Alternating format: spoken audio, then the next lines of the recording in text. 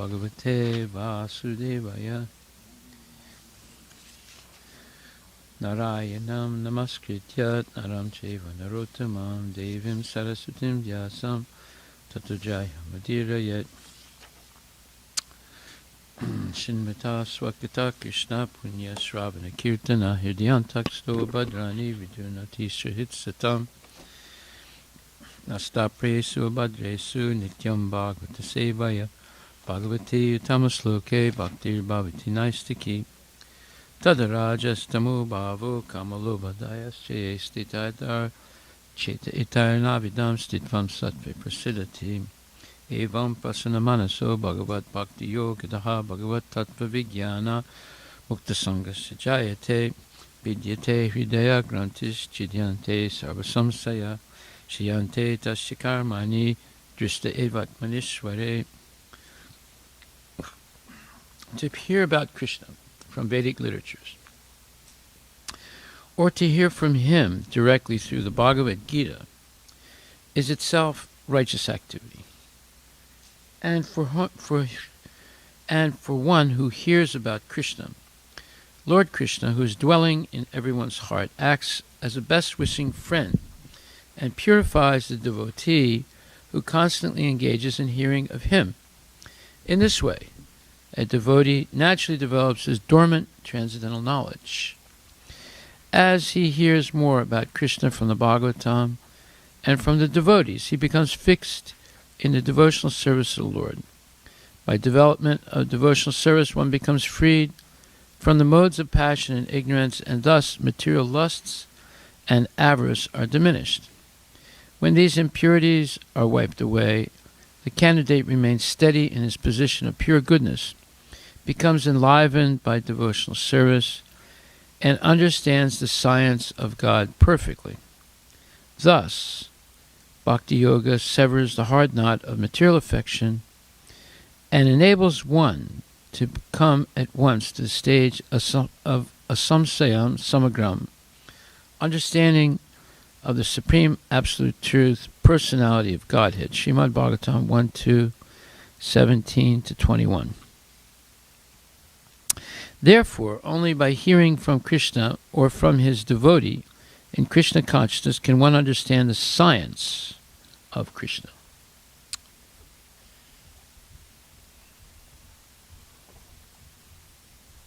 Okay, so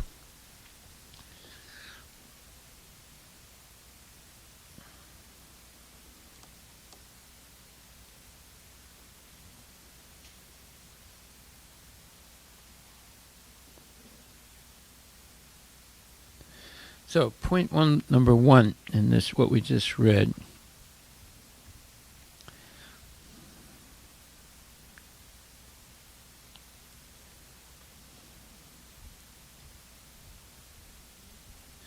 okay, so point one is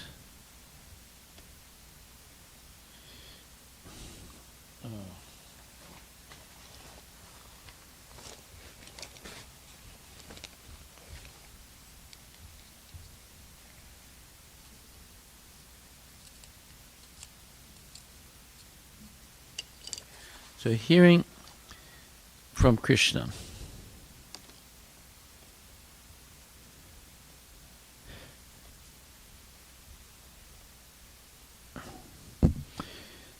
So when you hear about Krishna or hear from him directly from Bhagavad Gita, Krishna becomes one's best wishing friend.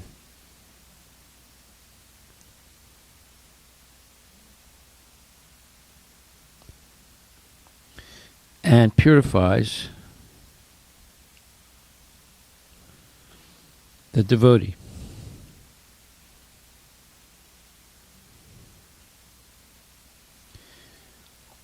And who develops transcendental knowledge. Okay, that's point one. Point two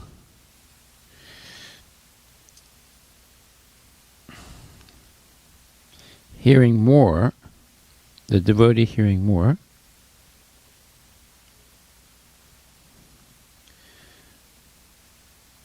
becomes fixed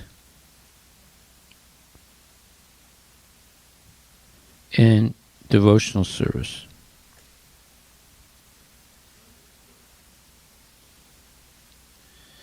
Number 3,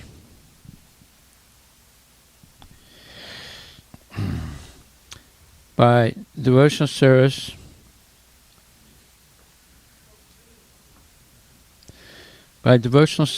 one becomes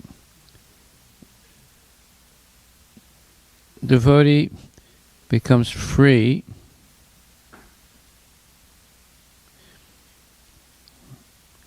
of lust and greed. Number 4, when these impurities are wiped away, the devotee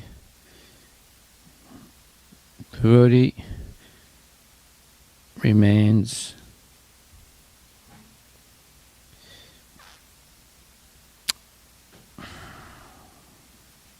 steady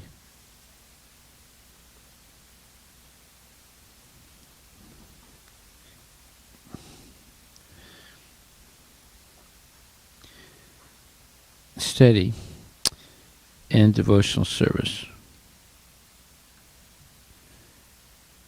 And number 5,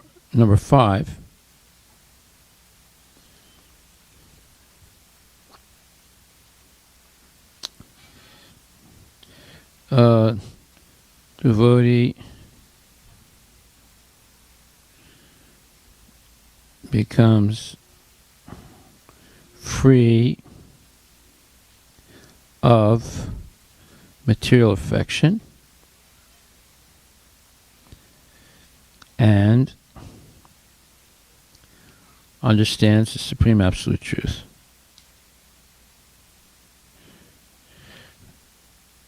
Okay, so now these are 5 things that happen from these 5 verses. And in order to memorize this, you do what's called a mnemonic. To memorize this, you make a mnemonic. A mnemonic is a group of letters or some things that you're familiar with that helps you remember what you're trying to memorize. So, the first point would be H, hearing. The second point would be F, fixed in devotional service. Third point would be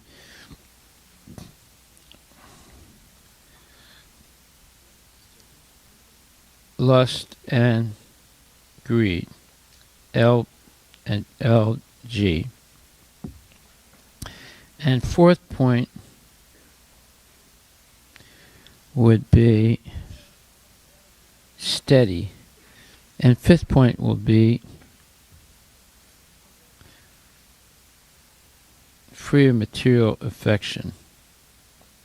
So HFLGSMA. So the problem with that is there's only one vowel. So in English you can't pronounce a word without vowels. So we would have to change this. Hearing, fixed, lust and greed, steady. So the other way to fix it, you go healing,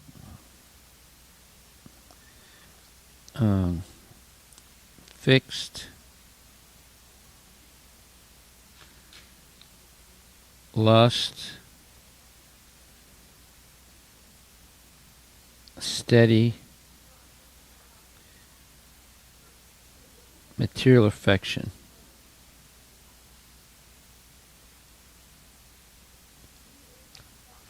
So,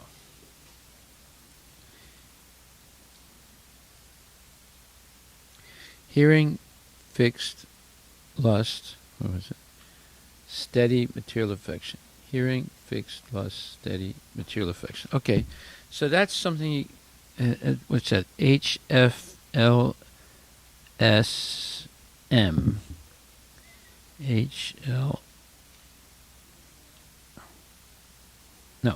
HFLSM.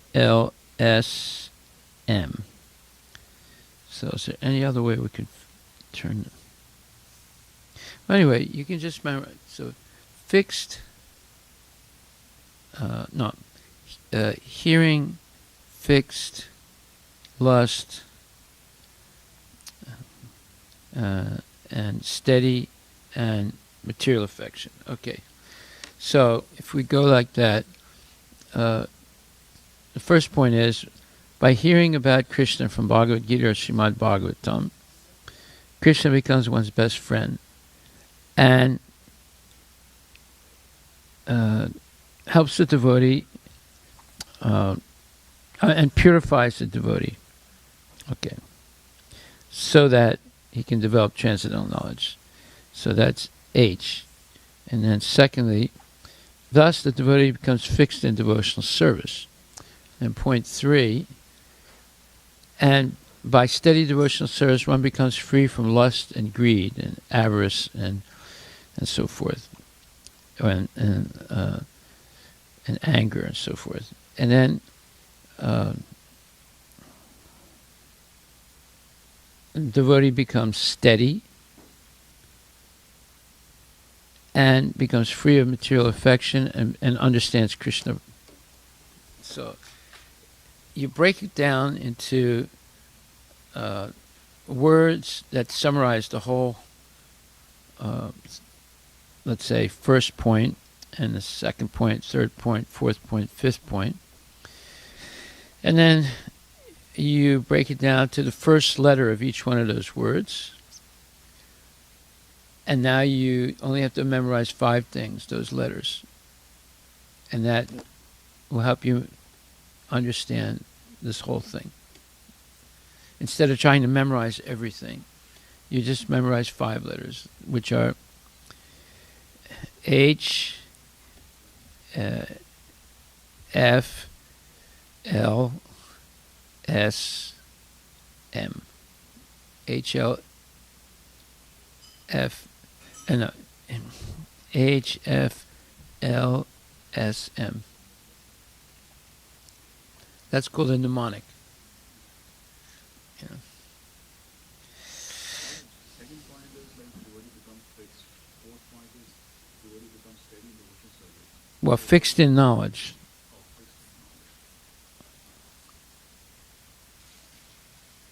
Or fixed in devotional service. I'm sorry. And then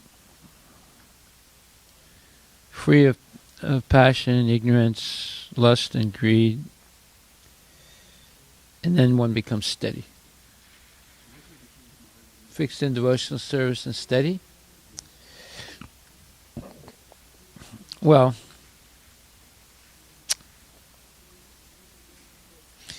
when you become steady, it means you are enthusiastic, you're enlivened, you're inspired. So you don't want to go away. When you get fixed in devotional service, that means you're regulated. But by being regulated, you develop a real taste for devotional service. And you get enlivened because you're learning new things every day by regular hearing. Okay, anyway, we'll go back to our lesson today. I thought that was an interesting, it's an interesting way to memorize things. So we're on Srimad Bhagavatam, Canto 1, Chapter 5, verse number 36. Kurvana yatra karmani bhagavach chiksaya sakrit grinanti gunanamani krishnasyanus smaranti cha. While performing duties according to the order of Sri Krishna, the Supreme Personality of Godhead. One constantly remembers him, his name, and his qualities. So basically it's saying, by performing duties or being regulated in devotional service, one constantly remembers Krishna, his names, and his qualities. Okay. Purport by His Divine Grace, A.C. Bhaktivedanta Swami Prabhupada.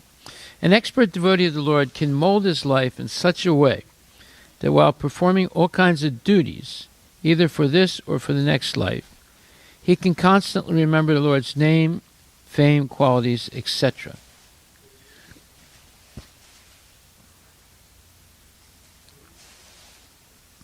The order of the Lord is distinctly there in the Bhagavad Gita. One should work only for the Lord in all spheres of life.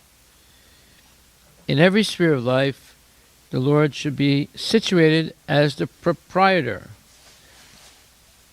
According to the Vedic rites, even in the worship of some demigods like Indra, Brahma, Saraswati, and Ganesha, the system is that in all circumstances, the representation of Vishnu must be there as Yajneshwara, or the controlling power of such sacrifices.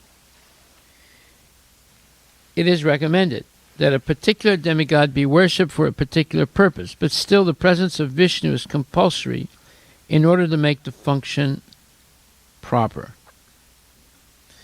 So in other words, the concept of proprietorship is there, that Krishna is owner and proprietor of everything. Therefore, he is the ultimate beneficiary of the fruits of the sacrifice or action. It's just like a cashier in a bank. At no time does the cashier in the bank, who may be handling hundreds, thousands of dollars, think that the money belongs to him or her. The cashier makes all the transactions and turns everything over to the bank. It has to be double-checked, and then the cashier gets a salary. At no time, even though they're handling, let's say, $50,000 to $100,000, do they think any of that belongs to them.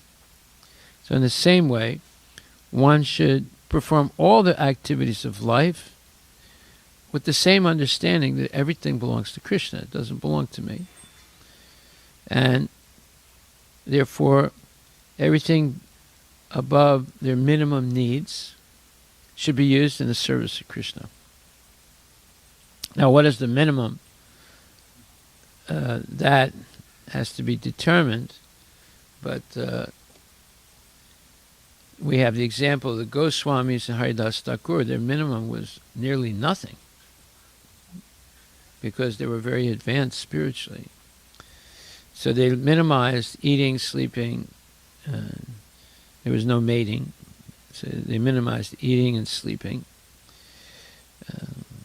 And defending, they left that up to Krishna. So it's basically they hardly ate and they hardly slept. Now, we can't imitate that, but that gives us an idea of the direction we should go in. We should limit eating and sleeping and defending and mating to the level of what is spiritually permitted. And then we have plenty of time and energy for work as well as for spiritual activities. Apart from such Vedic duties, even in our ordinary dealings, for example, in our household affairs or in our business or profession, we must consider that the result of all activities must be given over to the supreme enjoyer, Lord Krishna. Well, this is completely against what people think the goal of life is in modern capitalist or even socialist or communist society. People think everything is for the people. Not everything is for God. So, therefore, they act, they become selfish, basically. And they're trying to accumulate way more than what they need to live. And all that excess just gets them entangled and ultimately stressed and ultimately sick. In the Bhagavad Gita, the Lord has declared himself to be the supreme enjoyer of everything, the supreme proprietor of every planet, and the supreme friend of all beings. So that's verse 529. Bhuktaram yakitapasam sarvalokam maheswaram suridam sarvabhutesu yatva yajgyatva santim richati. It says that Krishna is the ultimate beneficiary of all sacrifices, the supreme proprietor of everything, and the best friend and well-wisher, the devotee. Knowing this, one attains peace. No one else but Lord Shri Krishna can claim to be the proprietor of everything within his creation. A pure devotee remembers this constantly, and in doing so, he repeats the transcendental name, fame, and qualities of the Lord, which means that he is constantly in touch with the Lord. The Lord is identical with his name, fame, etc., and therefore to be associated with his name, fame, etc. constantly means actually to associate with the Lord. So the Lord and his name, his activities, his abode, his service, everything is absolute. And there's a nice verse, Namachintamani Krishnas Chaitanya Rasa Vigraha.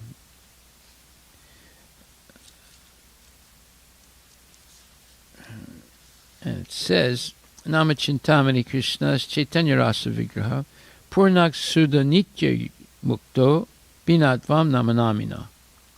The holy name of Krishna is transcendently blissful. It bestows all spiritual benedictions, for it is Krishna himself, the reservoir of all pleasure.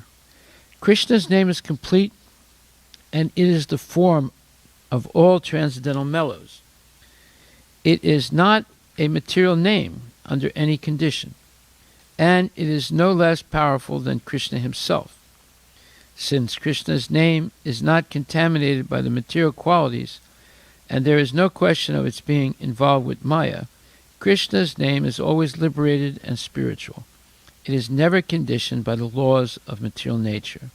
This is because the name of Krishna and Krishna himself are identical. That is quoted from the Padma Purana. So, that's a very important verse, and basically Prabhupada's referring to it in the paraphrase here. The Lord is identical with his name, fame, etc., and therefore to be associated with his name, fame, etc. constantly means actually to associate with the Lord. So if we're always chanting, always talking about Krishna, remembering his pastimes, describing his transcendental beauty, and bowing down to his deity and so forth, and being engaged in his service, that means we're living with Krishna always. The major portion of our monetary income, not less than 50%, must be spent to carry out the order of Krishna. In other words, for grihastas, it is highly recommended that 50% of the income be spent on Krishna consciousness. And this is mentioned in several places by Prabhupada. Let me see if I have another place where it's mentioned. 1 second. Let's see. Money.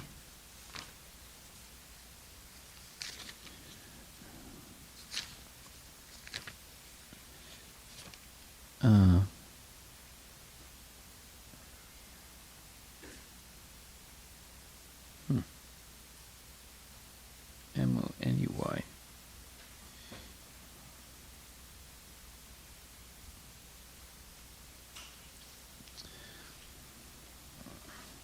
Anyway, it says it here.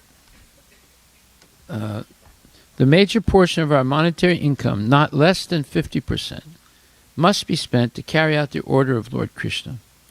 Not only should we give the profit of our earning to this cause, but we must also arrange to preach this cult of devotion to others, because that is also one of the orders of the Lord.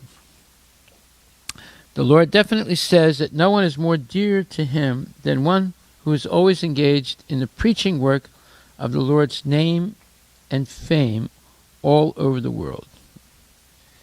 So, 1 second. Let's see.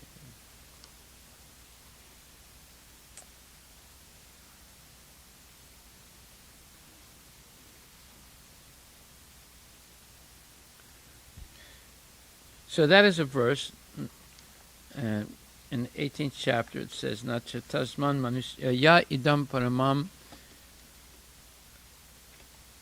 guyam mad bhakti sabidasyati bhakti maya param bhakti maya param kritva mam evaisasya samsaya Nacha tasman manusyesu kaschit me priya kritama bhavita nacha me tasmat anya priyataro bhuvi. For one who explains the supreme secret to devotees, meaning Bhagavad Gita, pure devotional service is guaranteed, and at the end he will come back to me. There is no servant in this world more dear to me than he, nor will there ever be one more dear. So that's 18th chapter, 68 and 69th verse. So this is being repeated by Prabhupada, where he says, the Lord definitely says that no one is more dear to him than one who is always engaged in the preaching work of the Lord's name and fame all over the world. The scientific discoveries of the material world can also be equally engaged in carrying out his order.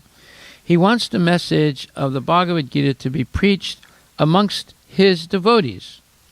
It may not be so done amongst those who have no credit of austerities, charity, and education. Well, that's another verse, 18th chapter of Bhagavad Gita, where it says, Idam te natapaskaya nabhaktaya kadachana nachasrusru save vacham nachamam yo vyasuyati.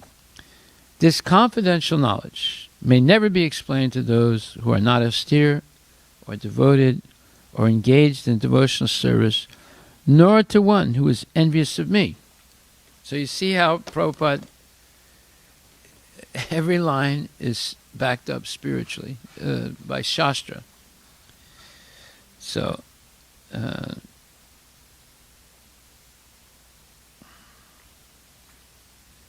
so those who have no credits of austerity, charity, education, etc., they should not hear Bhagavad Gita.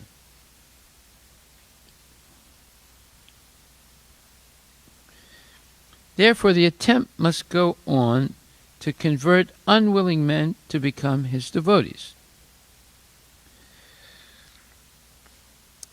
Lord Chaitanya has taught a very simple method in this connection. So on one hand he's saying what Krishna says, you shouldn't let people who are not austere or devoted or engaged in devotional service or who are envious of the Lord hear this. But on the other hand, he says the attempt must go on to convert unwilling men, those who are not austere, not charitable, not educated, envious, etc., unwilling men to become his devotees. Lord Chaitanya has taught a very simple method in this connection. He has taught the lesson for preaching the transcendental message through singing, dancing, and refreshment. So he's talking about Harinam Sankirtan, which is singing and dancing, and refreshment, meaning prasadam. So those are the two ways. This is the technique of Lord Chaitanya, because normally people should not hear Bhagavad Gita, who are not austere, who are not dedicated, who are not engaged in devotional service, who are envious of Krishna. But yet, we have to convince people like that. So Lord Chaitanya's technique is very novel. You do it by singing, dancing, and refreshment. You see? So this doesn't mean, well, on the one hand it says you shouldn't explain to such people. On the other hand it says, but we still have to convert these people.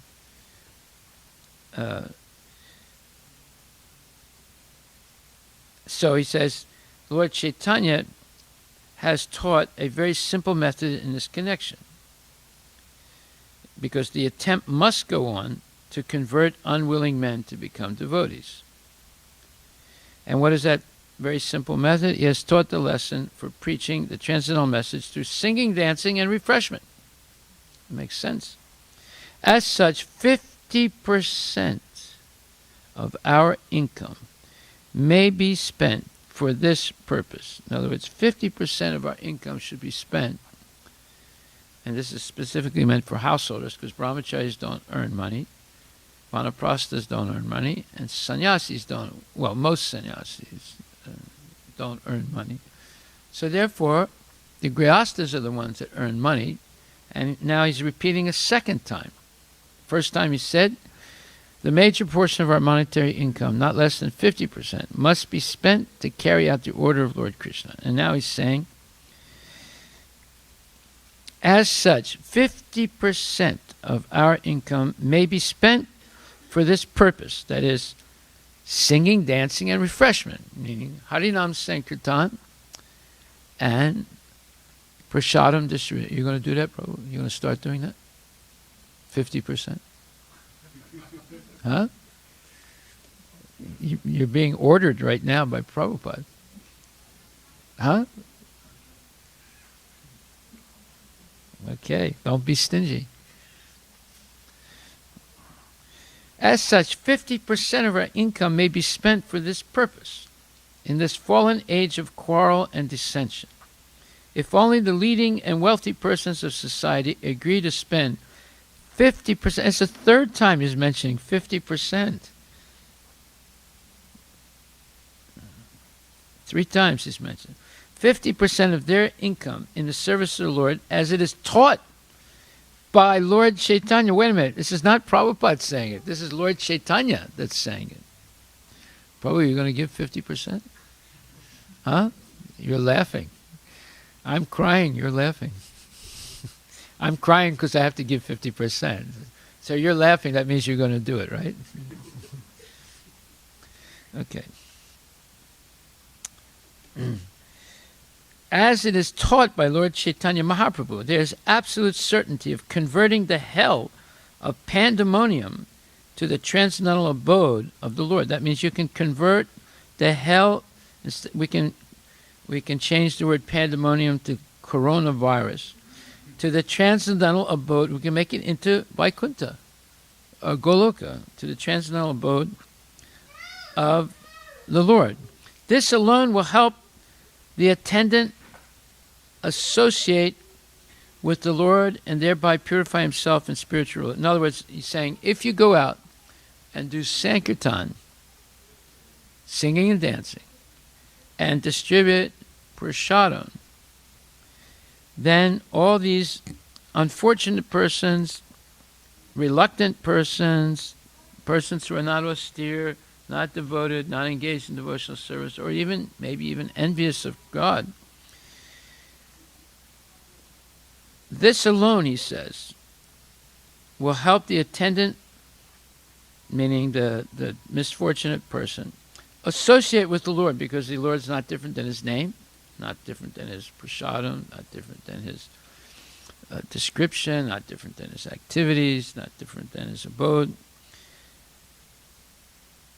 And thereby purify himself in spiritual realization. So actually, when we go out and do Sankirtan, by chanting loudly the names of Krishna, everybody who hears that is also associating with Krishna.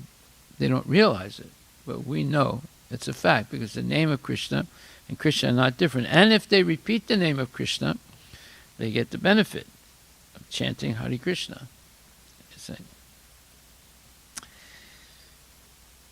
No one will disagree to partake in a function where good singing, now Notice he said good singing. So you can't sing off key, and you can't use very difficult tunes.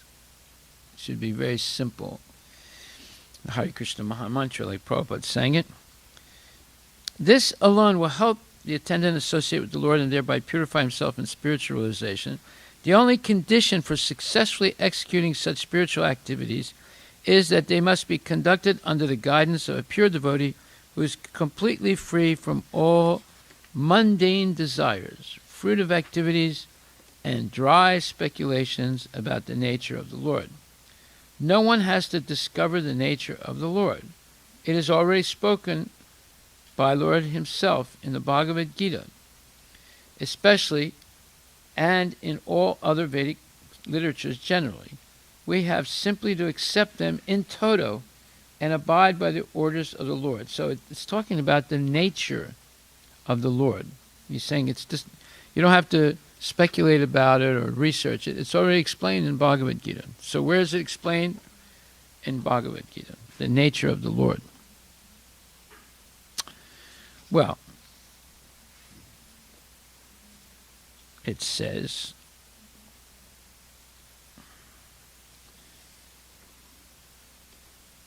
again, 18th chapter, 65th and 66th verse.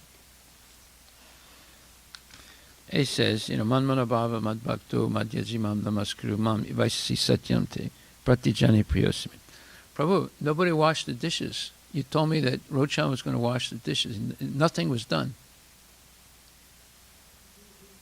What? Well, he didn't do it. It was your responsibility to make sure it was done. I asked you to make sure. And don't do that again. Not one dish was washed.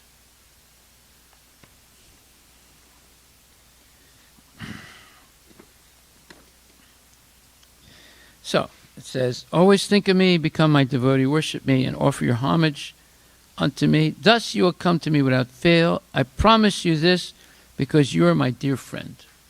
So, this is Krishna's nature. He's full of mercy. If you just think of him always, become his devotee, worship him, and offer homage unto him, then he says, you will come to me without fail. I promise you this because you're my dear friend. So the nature of the Lord, you don't have to guess about the nature of the Lord. It's all right there in the scripture, right there in Bhagavad Gita, explaining the nature of Krishna. He's all merciful.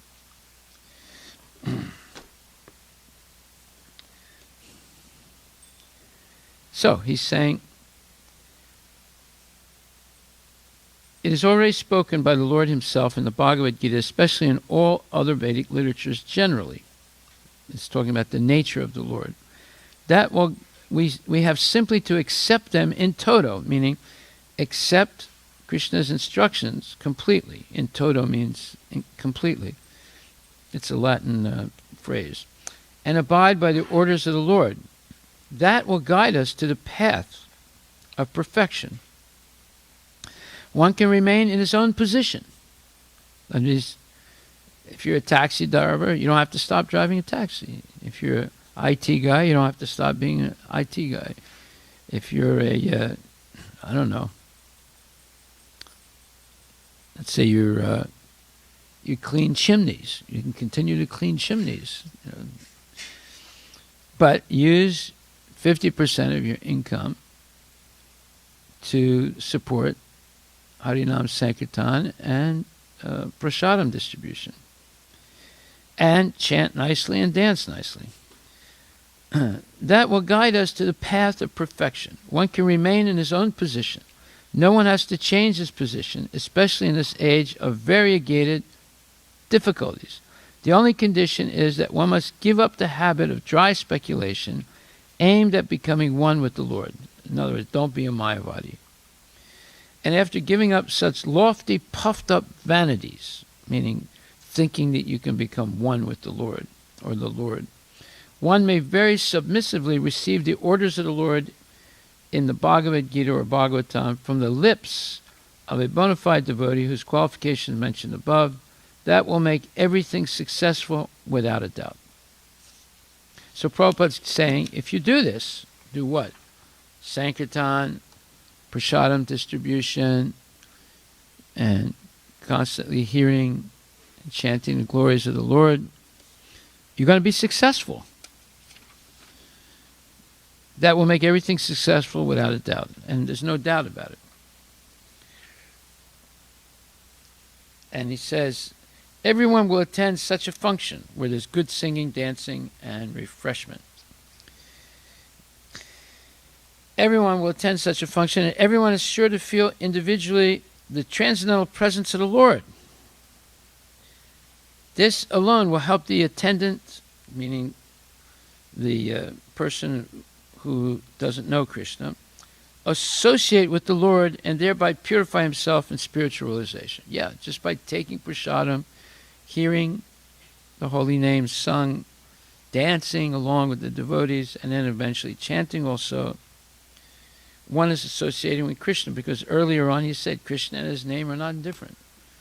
Krishna and his holy food, prasadam, are non-different. Right? And Bhagavad Gita is non-different than Krishna. Srimad Bhagavatam is non-different from Krishna. So you associate with these things, you become purified. You're associating with Krishna. So he says, therefore the attempt must go on to convert unwilling men to become the Lord's devotees. Lord Chaitanya has taught a very simple method in this connection. So the question is, how much are we actually dedicated to Lord Chaitanya? Can we really say I'm dedicated to Lord Chaitanya if we never come out on Sankirtan? Or if we never distribute prasadam? Or if we never help people understand Bhagavad Gita?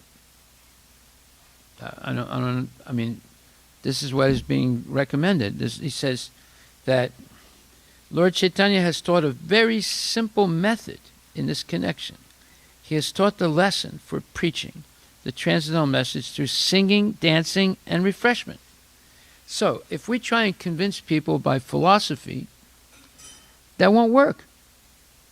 No one's interested in philosophy today. But everybody likes to sing and dance and have nice refreshment. That's Lord Chaitanya's method. So we should emphasize this. Everybody should come out every Saturday. We should have hundreds of devotees out there chanting, dancing, and distributing prasadam, and encouraging people to take up this process. It's a happy process. You sing, you dance, and you have nice food. Who will reject that? Even with the coronavirus, how many people came out Saturday night? 160 people came, even with all the fear of coronavirus. This is when we should really be going out on Sankirtan. This is the time when this is when people need it the most. This is when we should take our food truck out much more. But actually, just the truck by itself is not enough. There has to be a kirtan party with it. Because he says singing, dancing, and refreshment. So who's going to come out on Saturday? Sankirtan. 1, 2, 3, 4, 5, 6. Okay. 7. Anybody else? 8, 9. Anybody else? 10. Okay. All right, that's good. 10 people. We need more. You should talk to other people, other devotees. Say, wait a minute, what are we doing staying at home? We have to go out.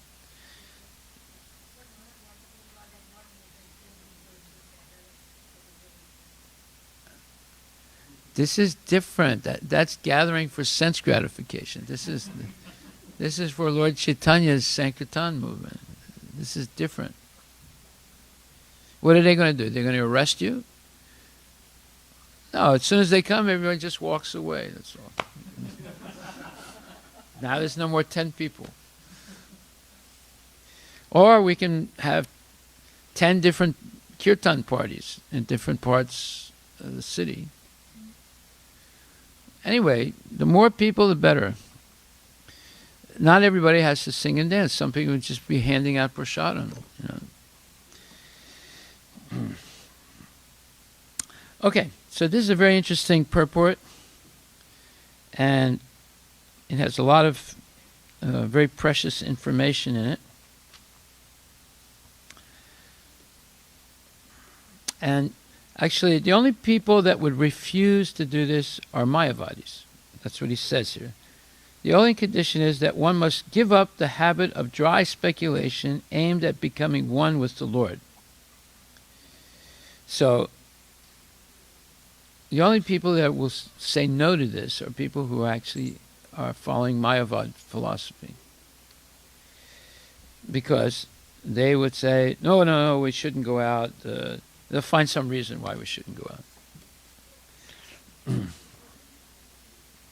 Therefore, Prabhupada says, and after giving up such lofty, puffed-up vanities, one may very submissively receive the orders of the Lord in the Bhagavad Gita or Bhagavatam from the lips of a bona fide devotee whose qualification is mentioned above. That will make everything successful without a doubt. So as soon as one gives up being a Mayavadi, then the path is open. Now, what is he talking about? That so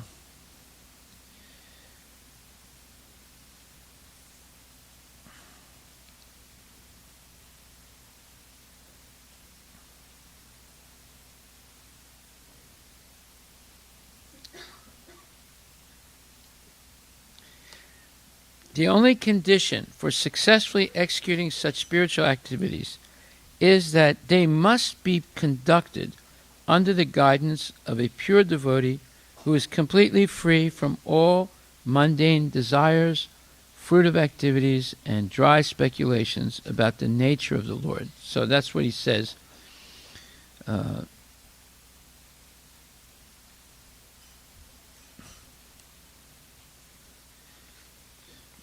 So, who is that person? That obviously is Srila Prabhupada.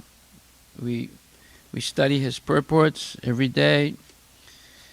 We're following the process that he's given us. We offer Guru Puja to him every day.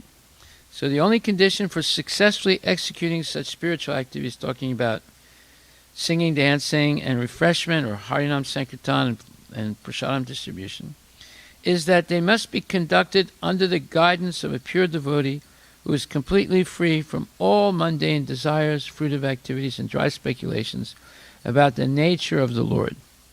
So, okay. Any questions?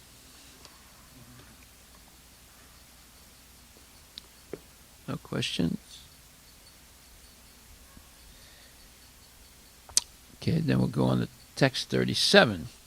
Om Namo Bhagavate Tubhyam Vasudevaya Dhimahi Pradumnaya Nirudaya Nama Sankarsanaya Cha. Let us all chant the glories of Vasudeva, meaning Krishna, along with his plenary expansions Pradumna, Aniruddha, and Sankarsan. So whenever there's Dhimahi, Dhimahi means let us chant or let us meditate upon. So that is like a what we would call a Gayatri mantra. Right? So this is a very important verse. Om Namo Bhagavate Tubhyam Vasudevaya Dhimai. According to Pancharatra, Narayana is the primeval cause of all expansions of Godhead. These are Vasudeva, Sankarsan, Pradumna, and Aniruddha. Vasudeva and Sankarsan are on the middle left and right. Pradumna is on the right of Sankarsan, and Aniruddha is on the left of Vasudeva. And thus the four deities are situated. They are known as the four aides-de-camp of Lord Shri Krishna. So aide-de-camp is a French term. It means assistants of basically the leader. So Vasudeva, Sankarshan, Aniruddha, and Pradyumna are the assistants of the Lord for maintaining, or for the spiritual world and the material world. This is a Vedic hymn or mantra beginning with Omkara Pranava. And thus the mantra is established by the transcendental chanting process, namely Om Namo Dimahi. So it means it's like a Gayatri mantra. The purport is that any transaction, either in the field of fruitive work or empiric philosophy, which is not ultimately aimed at the transcendental realization of the Supreme Lord, is considered to be useless. Naradaji has therefore explained the nature of unalloyed devotional service by his personal experience in the development of intimacy between the Lord and a living entity by a gradual process of progressive devotional activities. So the Narada Pancharatra is what we follow in deity worship and in just following the whole process of devotional service. Why? Because it puts us in a state of intimacy with the Lord. Yeah, like Pujari is intimate with the Lord because they dress the Lord, they bathe the Lord, they feed the Lord, they offer arti to the Lord. So all these are intimate activities of eternal associates of the Lord. Therefore, it's a very exalted thing to be a Pujari. So Naradaji has therefore explained the nature of unalloyed devotional service. That means pure devotional service. By his personal experience in the development of intimacy between the Lord and a living entity, by a gradual process, devotional service is a gradual process, it doesn't happen overnight, of progressive devotional activities. Such a progressive march of transcendental devotion for the Lord culminates in the attainment of loving service of the Lord, which is called prema, in different transcendental variegatedness called rasas, or tastes. Such transcendental service is also executed in mixed forms, namely mixed with fruitive work or empirical philosophical speculations. So when it's mixed, it's not pure devotional service. It's karma mishra bhakti or jnana mishra bhakti. Mishra means mixed, right? Is that right? So, therefore, it's not considered pure devotional service. But it can be stepping stones to pure devotional service if one is under proper guidance. Now the question which was raised by the great rishis headed by Sonaka regarding the confidential part of Suta's achievement through the spiritual master is explained herein by the chanting of this hymn consisting of 33 letters. And this mantra is addressed to the four deities or the Lord with his plenary expansions. The central figure is Lord Shri Krishna, because the plenary portions are his aide-de-camp, his assistants. The most confidential part of the instruction is that one should always chant and remember the glories of Lord Shri Krishna, the Supreme Personality of Godhead, along with his different plenary portions expanded as Vasudeva, Sankarshan, Pradyumna, and Aniruddha. These expansions are the original deities for all other truths, namely either Vishnu Tattva or Shakti Tattva.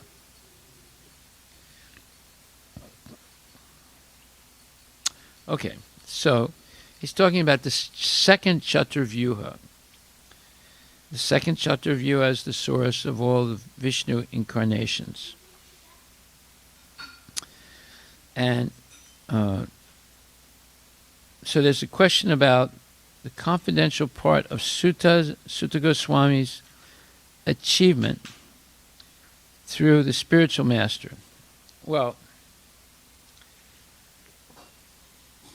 what is the key of a disciple achieving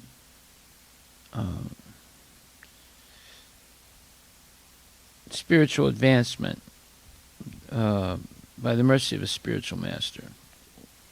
Well, the disciple should be surrendered, should be obedient, should be disciplined, should always offer service. Right?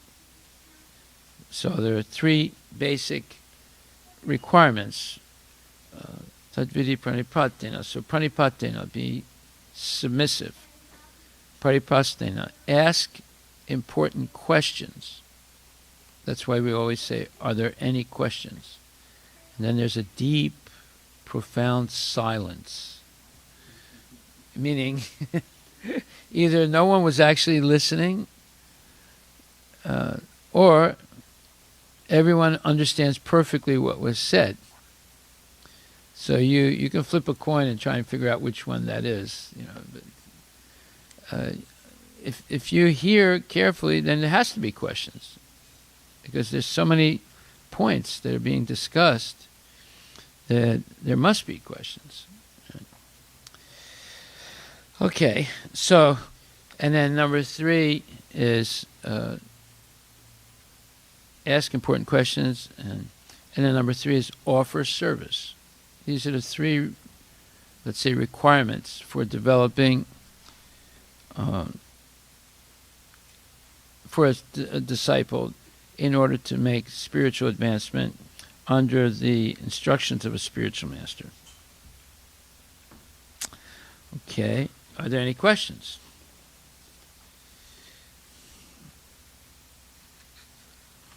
So this is a mantra.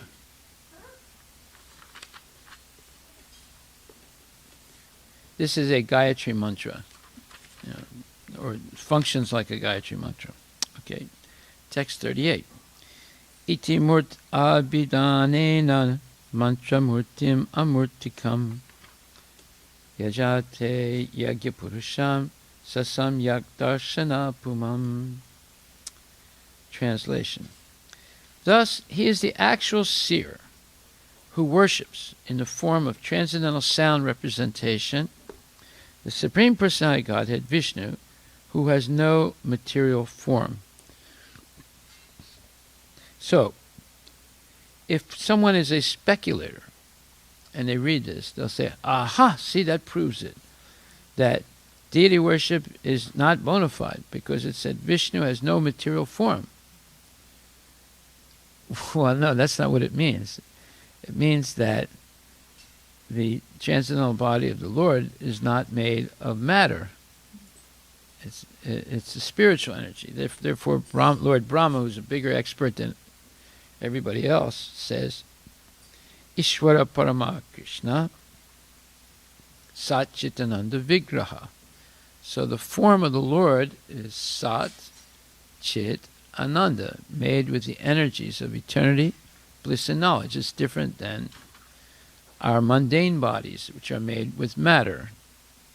So our body would not be Satchitananda Vigraha. Our body would be Bhumir Apo Nalo Vayu Kam Mano Buddhir Evacha. Our body is made of earth, water, fire, air, ether, mind, intelligence, and false ego. But Krishna's body is made of Satchitananda Vigraha. Vigraha means the form. So the energies in Krishna's transcendental body is different than the energies in our material bodies. Of course, our material body, there are actually 2 material bodies covering our soul right now. The gross material body and the subtle material body. The gross material body dies very quickly. And the subtle body carries the soul to the next body. As long as we're not Krishna conscious, the next body is going to be material. And the subtle body is also material. So the gross bodies die often, but the subtle body does not die until we're liberated from the material entanglement. And then the subtle body becomes purified and no longer covers the soul. And then the soul is liberated and manifests its transcendental body, spiritual body. So there's a difference between a material body and a spiritual body. Therefore, the Lord has no material form, meaning doesn't have a material body. The body is, whether it's Lord Vishnu or Lord Narayana or Krishna, it's Sat Chitananda Vigraha. Our present senses are all made of material elements, and therefore they are imperfect in realizing the transcendental form of Lord Vishnu. Obviously, how can you see the spiritual body of the Lord with the material body covering our soul? We won't be able to see it properly. He is therefore worshipped by sound representation via the transcendental method of chanting. So the way we see the Lord is through sound, through the mantra Hare Krishna, which, as we already said, Namachintamani Krishnas Chaitanya Rasa Vigraha Punak Sudha Nitya Mukto Binatvam Namanamino. That the name of Krishna and Krishna are non-different. It's completely spiritual. So when you chant the name of Krishna, you're actually associating with the Lord. So it says here that we worship the Lord by sound representation via the transcendental method of chanting. Anything which is beyond the scope of experience by our imperfect senses can be realized fully by the sound representation. A devotee transmitting sound from a far distant place can be factually experienced. Yeah, like for example, you get the news. So somebody is in Iraq and said, well, today there was a bomb in Taji. There was an attack on an American base in Taji, and 2 Americans and 1 British soldier were killed. So we're not in Iraq, right? We're here in the United States, thousands and thousands of miles away. But someone is speaking to us from Iraq and giving us knowledge of what's happening there. So in the same way, through sound representation, via the transcendental method of chanting, we can associate directly with the Lord. In the same way that you know what's happening in Iraq by hearing the news, and you're seeing the picture of the guy in Iraq and he's speaking to you. So in the same way, we can get knowledge of Krishna by chanting Hare Krishna and reciting the verses, just like reciting verses now from the Srimad Bhagavatam and Bhagavad Gita. Anything which is beyond the scope of experience by our imperfect senses can be realized fully by the sound representation. A person transmitting sound from a far distant place can be factually experienced. If this is materially possible, why not spiritually? This experience is not a vague, impersonal experience. It is actually an experience of the transcendental personality of Godhead, who possesses the pure form of eternity, bliss, and knowledge. In the Amarakosa Sanskrit dictionary, the word murti carries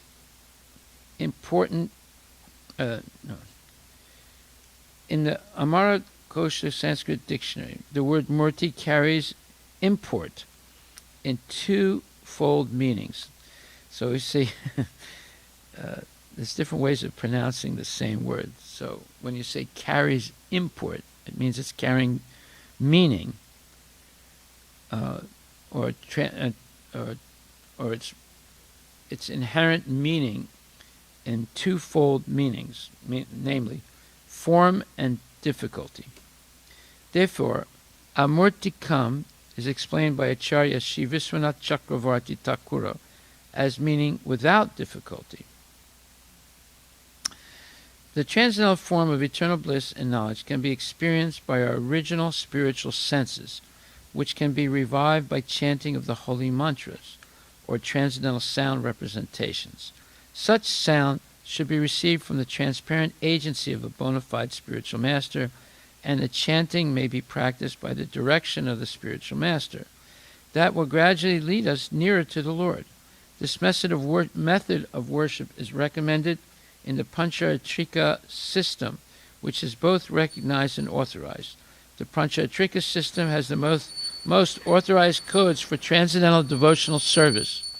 Without the help of such codes, one cannot approach the Lord, certainly not by dry philosophical speculation. The Panchatrika system is both practical and suitable for this age of quarrel. The Pancharatra is more important than the Vedanta for this modern age. Okay, so let's dissect what's being said here. Shishirada Nilamadava Kijay. In the Amarakosa Sanskrit dictionary, the word murti carries import in twofold meanings, namely form and difficulty. So, the Sanskrit word murti can refer to Krishna's, the deity's form, and it can also imply difficulty. Therefore, amurtikam is explained by Acharya Sri Vishwanath Chakravarti Thakura's meaning without difficulty. Okay, so let me just see something here. Is this word? Yeah. So in this verse, it says iti murti abhidanena. So he's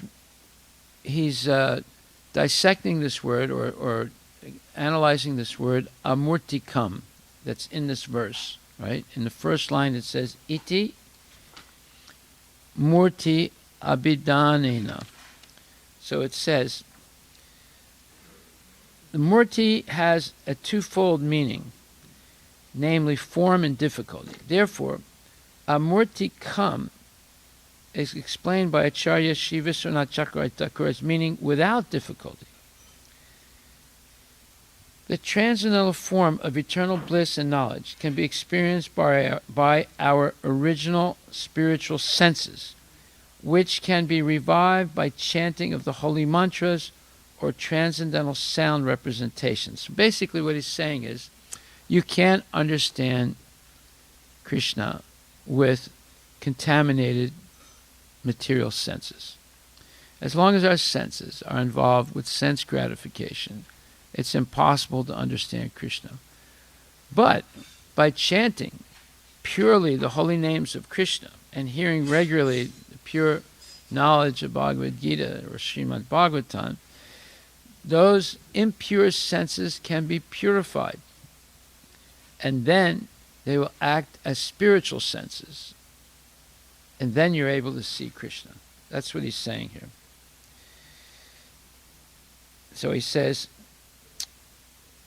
the transcendental form of eternal bliss and knowledge can be experienced by our original spiritual senses. Because our soul is in this body, right? And our soul has an original spiritual form. Right now it's covered.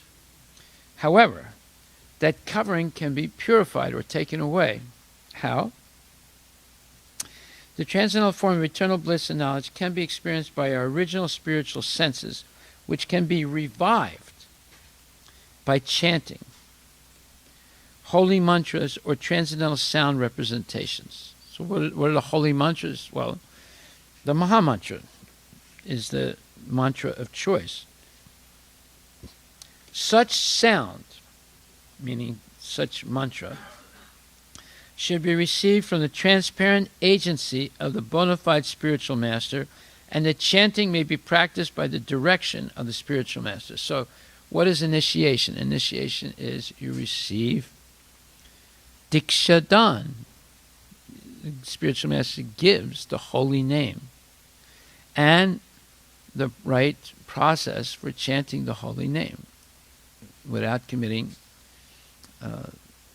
the 10 offenses and following the regulative principles.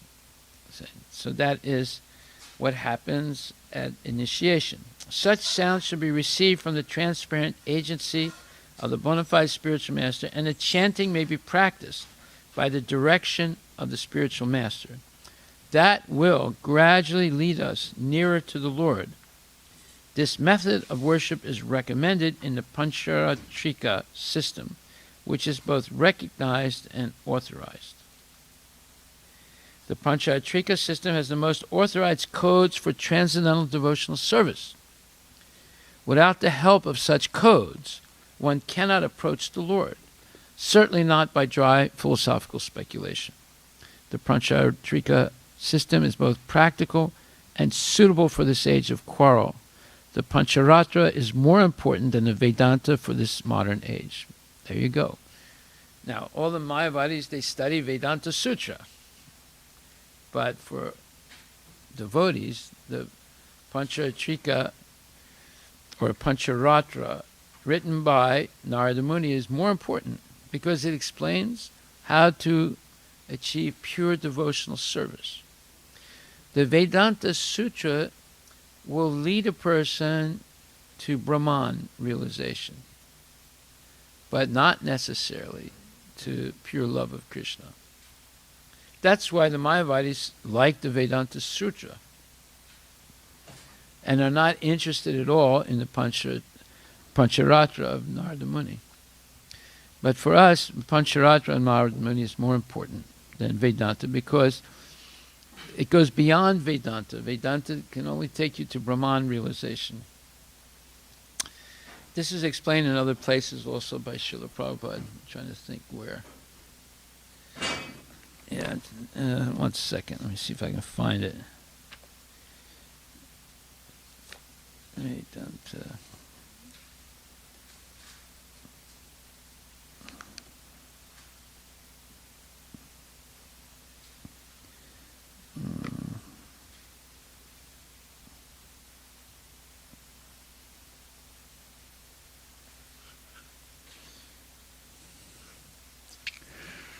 Okay, I'll find it. I'm not going to find it now.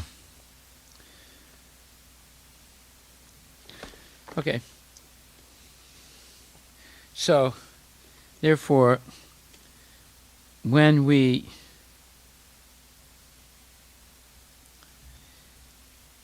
worship the Lord through transcendental sound representations, then we remove all obstacles to seeing the Lord. Right now there are obstacles.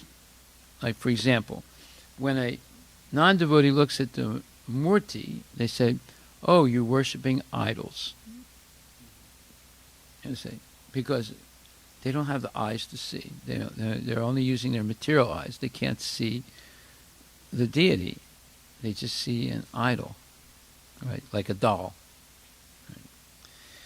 But the devotees, by becoming purified through devotional service, they actually see the Lord. And they have a hard time taking their eyes away from the vision of the Lord. You see? So there's a difference between the material eyes of non-devotees and the purified eyes of devotees.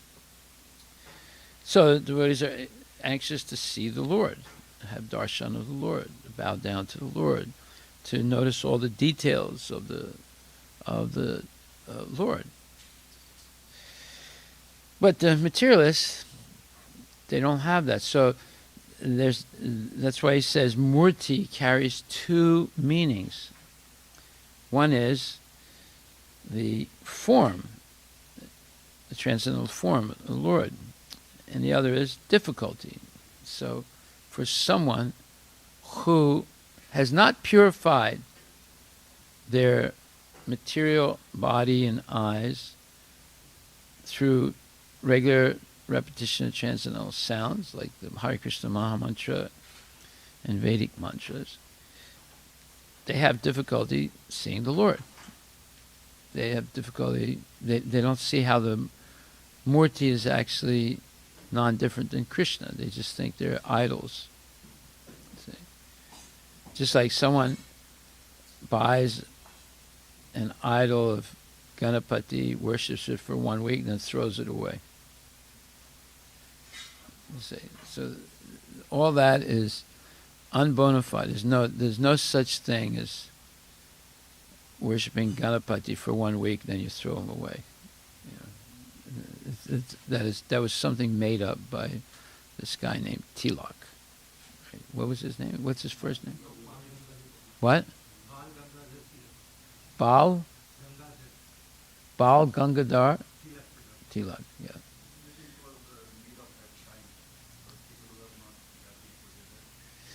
It was a political thing, but yeah, he wanted to unite the Hindus against the British. But he made the whole thing up. There's nothing bona fide in doing that. Of course, you come from Maharashtra, so he's like one of your heroes. Yeah. Well, you should read what Prabhupada says about him. You might change your opinion.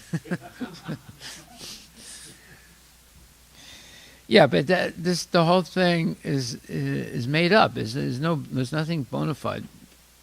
You don't invite the deity and then throw him away. That's very. I mean, there is a bona fide visarjan. That's when the deity either gets damaged or is very old, and should be replaced. At that time, there's a proper way of doing visarjan. So, look, what he did, he just, cut and pasted a few things and put it together and made up a new ceremony, and it's very popular in Maharashtra and other parts of India also. But do people stop smoking and drinking after doing that ceremony? Huh? What do you say?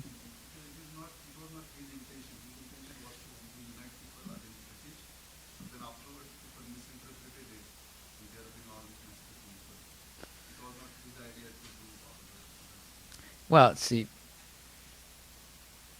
okay, but the problem is that original purpose that he had was not actually spiritual. That's the problem. Therefore, that's why I say he cut and pasted things together to achieve a material goal. But in the end, it doesn't really help the people spiritually. That's my point.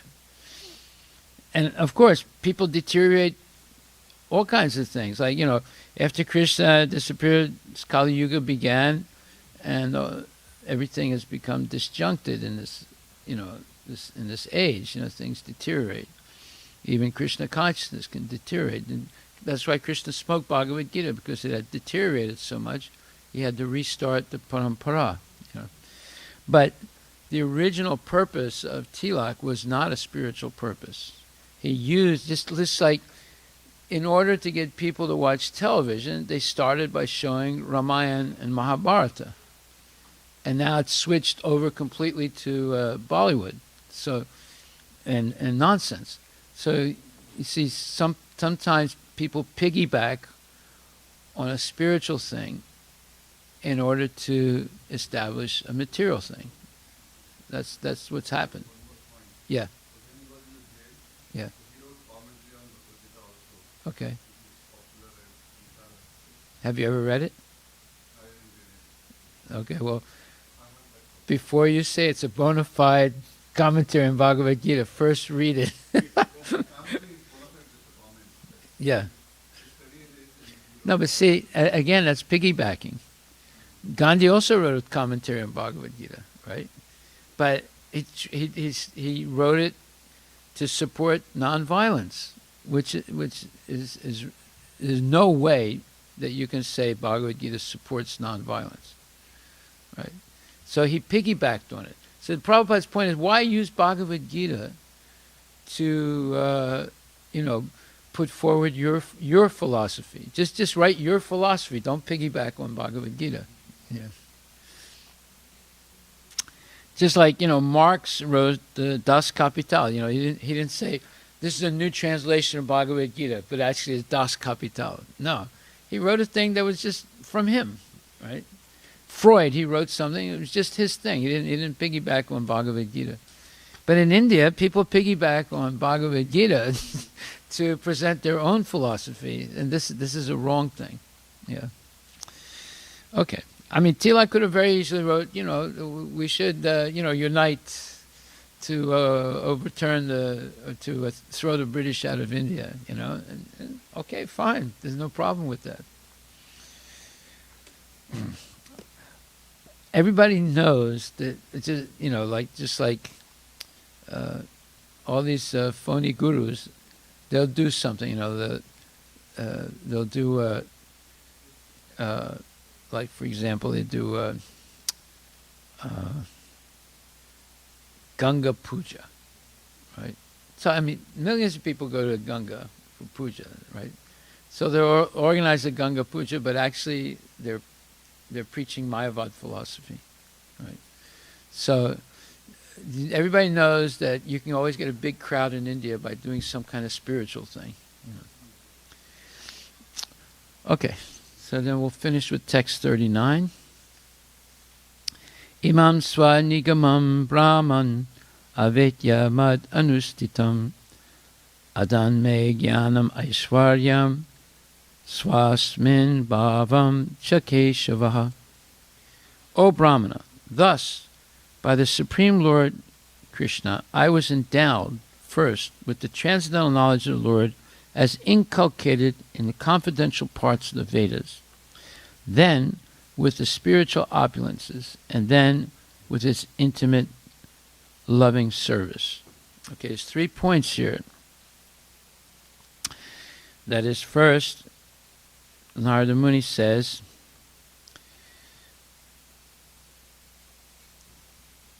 he was first endowed with transcendental knowledge of the Lord as inculcated or explained in confidential parts of the Vedas, then with spiritual opulences, and then with intimate loving service. Okay, it's a very interesting verse. And the purport says, communion. Communion means coming close to the Lord, coming very, very close to the Lord. Communion with the Lord by transmission of the transcendental sound is non-different from the whole spirit of Lord Shri Krishna. In other words, again, it's coming back to the verse, Binat Vam Namanamini. There's no difference between Krishna and his holy name. All the potency of the Lord is in the holy name. All the potency of Krishna is in the holy name. It is a completely perfect method for approaching the Lord by transcendental sound, right? By such pure contact with the Lord, without offense of material conceptions, numbering 10, without committing any of the 10 offenses, the devotee can rise above the material plane to understand the intermeaning of the Vedic literatures, including the Lord's existence in the transcendental realm. The Lord reveals his identity gradually to one who has unflinching faith, both in the spiritual master and in the Lord. So this is another verse. Yasha Devi Parabhaktir Yata Devi Tata Kuru Tashyate Katitahi Artak Prakasante Mahatmanaha. One who has unflinching faith in the spiritual master and Krishna will receive or will receive or will understand the confidential imports or meanings of the Vedic literature. Let's see, that's quoted in Bhagavad Gita also. Yasha Devi Parabhakti Yasha.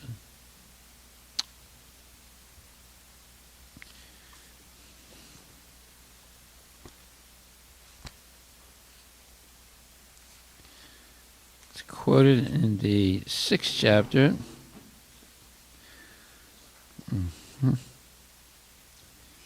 Yasha Devi.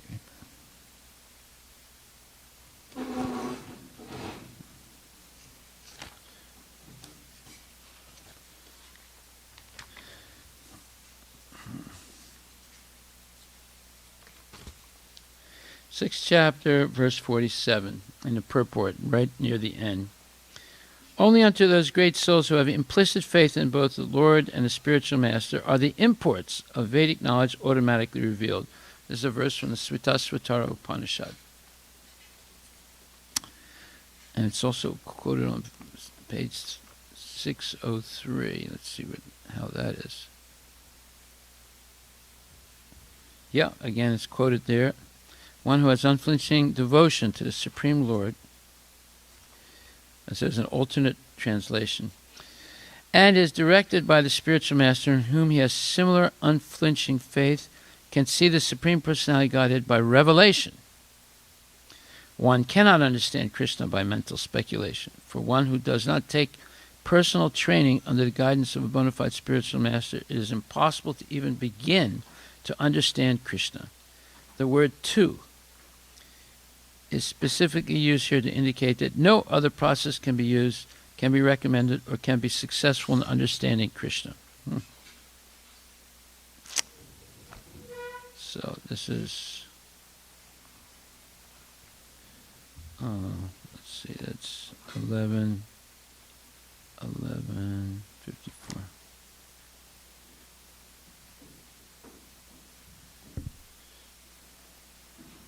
And this is 6:47.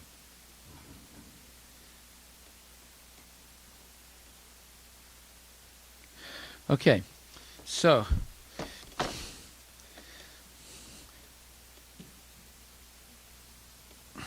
Prabhupada said, the Lord reveals his identity gradually to one who has unflinching faith both in the spiritual master and in the Lord.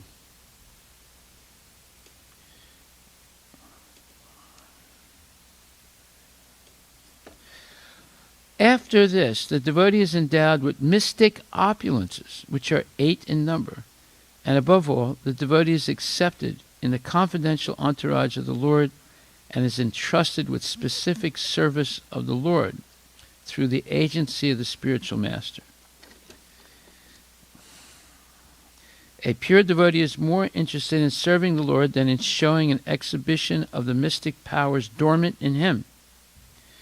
Sri Narada has explained all these from his personal experience, and one can obtain all the facilities which Sri Narada obtained by perfecting the chanting process of the sound representation of the Lord. You see, basically he's saying you don't have to do anything else except chant the mantra purely and follow the rules and regulations under the direction of bona fide spiritual masters. And everything will be revealed to you. That's basically what he's saying. Everything is in the Mahamantra. The Mahamantra is all the potency of Krishna because it's non-different than him. So he says, Sri Narada has explained all these from his personal experience. That's what he did. And he was just 5 years old. He was chanting and taking instruction from these pure devotees. And he attained this perfection of being a transcendental personality, the greatest sage in the whole history of the world. So, and one can obtain all the facilities which Sri Narada obtained by perfecting the chanting process of the sound representation of the Lord. There is no bar for chanting this transcendental sound by anyone, provided it is received through Narada's representative coming down by the chain of disciplic succession or the parampara system. There you are. Okay, so any questions? Yeah.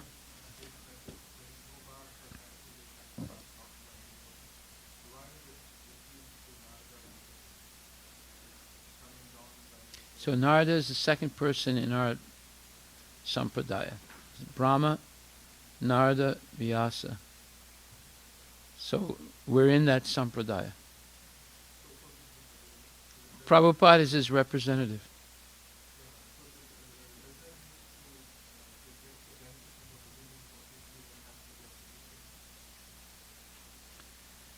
Yeah. That's what it says. If we keep reading it, you have to accept bona fide spiritual master. I mean, that was in this purport. That was in the previous purport. It says, and above all, the devotee is accepted in the confidential entourage of the Lord and is entrusted with specific service of the Lord through the agency of the spiritual master. There it is right there. Through the agency of the spiritual master.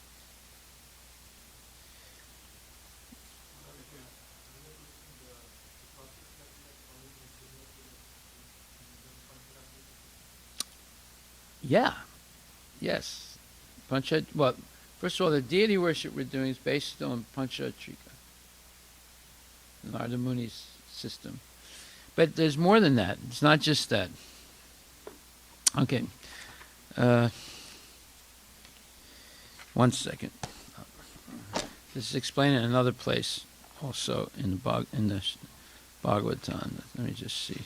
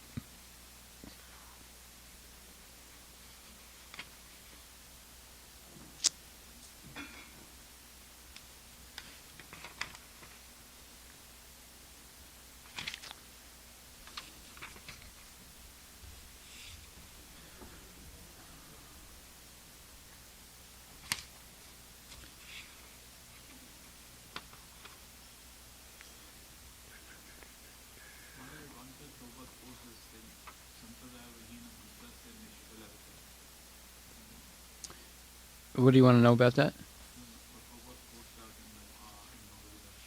Yeah, you have to receive the mantra from a bona fide representative of Sampradaya. Otherwise, it will not work. I mean, you could go... There are places where people, smoke marijuana and they chant Hare Krishna. There are places like that. But it won't work. Okay.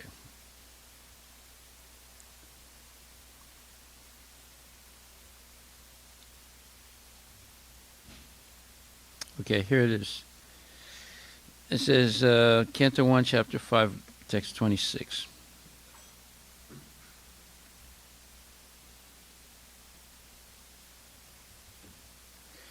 Narada Muni has just explained this by his personal experience. The whole idea is that simply by hearing about the Lord's pastimes, one can become one of the associates of the Lord.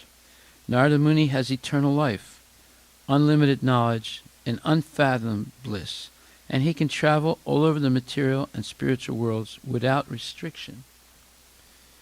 One can attain to the highest perfection of life simply by attentive hearing of the transcendental pastimes of the Lord from the right sources, as Sri Narada heard them from the pure devotees, Bhaktivedantas, in his previous life. This process of hearing and the association of the devotees is especially recommended in this age of quarrel, Kali. So there you are. And then here it says, we read today, that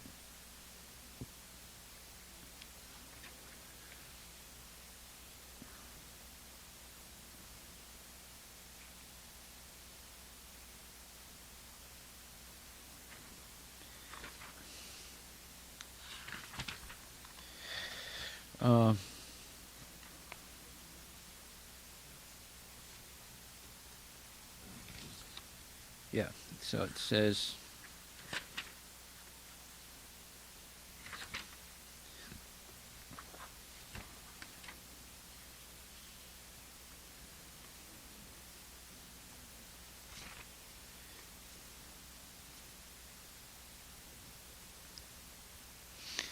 our present senses are all made up of material elements, and therefore they are imperfect in realizing the transcendental form of Lord Vishnu. He is therefore worshipped by sound representation via the transcendental method of chanting. Anything which is beyond the scope of experience by our imperfect senses can be realized fully by the sound representation. Sound representation, talking specifically now about the Hare Krishna Mahamantra. A person transmitting sound from a far distant place can be factually experienced. If this is materially possible, why not spiritually? This experience is not a vague, impersonal experience. It is actually an experience of the transcendental personality Godhead who possesses the pure form of eternity, bliss, and knowledge. So this is basically what Narada Muni is saying. He says, the Pancharatrika system is both practical and suitable for this age of quarrel. The Pancharatra is more important than the Vedanta for this modern age. And also, what was that he said?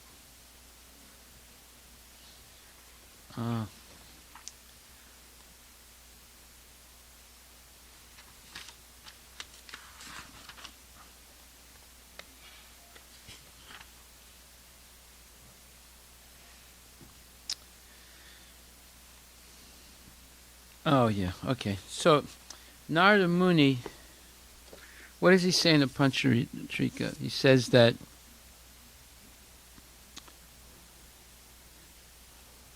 before Narada Muni, traditionally, people followed the Varnashram system very strictly.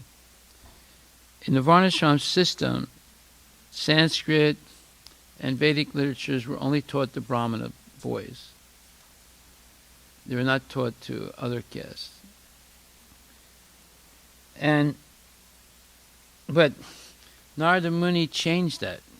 He made a system by which all people in society could make amazing spiritual advancement by chanting Hare Krishna, engaging in deity worship. So in other words, he did not limit teaching the Vedas to Brahmin children, especially in Kali Yuga, because Kali Yuga everyone is born a Sudra, because they don't follow strictly the samskaras, and especially the Garbhodhan samskara. So what did Narada Muni do? He established a way to train people, no matter how low they are, even if they're chandalas, to become genuine devotees and come up to the stage of Brahman and go further to Brahmana Vaishnava and be able to worship deities. Just like, why is it that people like myself can worship a deity? Because Srila Prabhupada trained us in the system that Narada gave, through chanting Hare Krishna and following regulative principles. He didn't say only Brahmin boys can do this. Anybody. So this is something different. Right? And even though today many of the Brahmins still follow this idea that only Brahmins should study the Vedas, other castes shouldn't. But that's not what Lord Chaitanya also did. Lord Chaitanya went even further. He encouraged translating the Vedas into vernacular languages, right? And if you look at the Chaitanya Charitamrita, it's a mixture of Sanskrit and Bengali. It's not all Bengali. It's not all Sanskrit. See, this would be like a big sin for strict Brahmanas to mix in a vernacular language. And also Annamacharya and I think Tyagaraja did the same thing in South India. They translated the Vedic knowledge into the local language in form of poetry that's sung. And therefore common people can understand without knowing Sanskrit. This was not allowed before, but they broke that tradition in order to make the knowledge available. And then what Prabhupada translates all this into English and then other languages so everyone can read it and understand. Right? Okay, so we'll stop right there. Hare Krishna, all glories to Srila Prabhupada ki jai.